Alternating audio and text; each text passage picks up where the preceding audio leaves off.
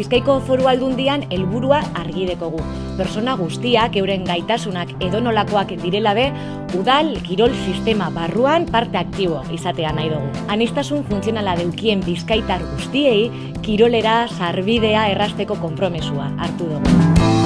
Horretarako, udalerriak diagnostiko bat egingo dau.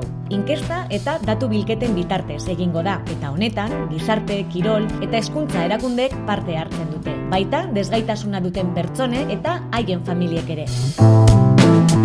Elorreko udaletik interesarria ikusi du diagnostiko honetan parte hartzia, kirolarloko nengo hainbat klubek ja bazituzten zenbait ume behar berezia zituztenak, ez egiten nola jokatu edo zer egin.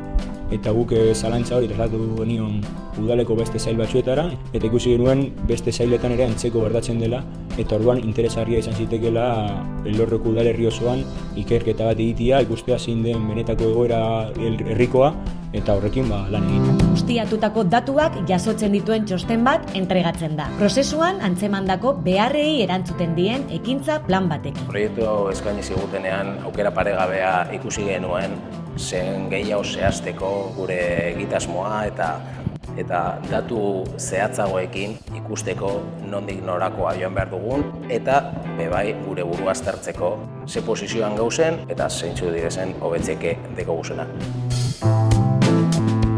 Horregatik, Bizkaiko udalerri guztiak ekimen honegaz bat egitera gonbidatzen dugu.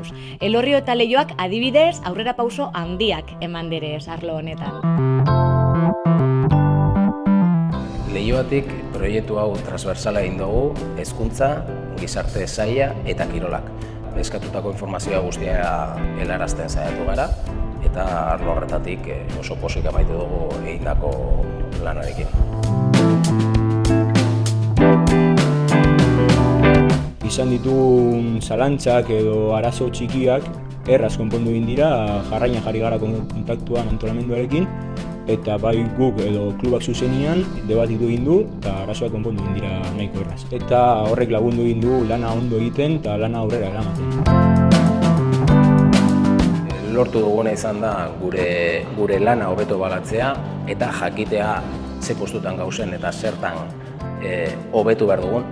Eta horregatik pozik gaude eta nik uste egin dugun proiektu honetan egin den lana oso aprobetxagarria izango dela etorkizunari begira. Ikusi dugu oraindik jendea dekogu gure laguntza behar dagoena eta gure kirol eskaintza egokitu behar dugula haiei eta haien bete beharrak, haien beharrak batez be asetzeko.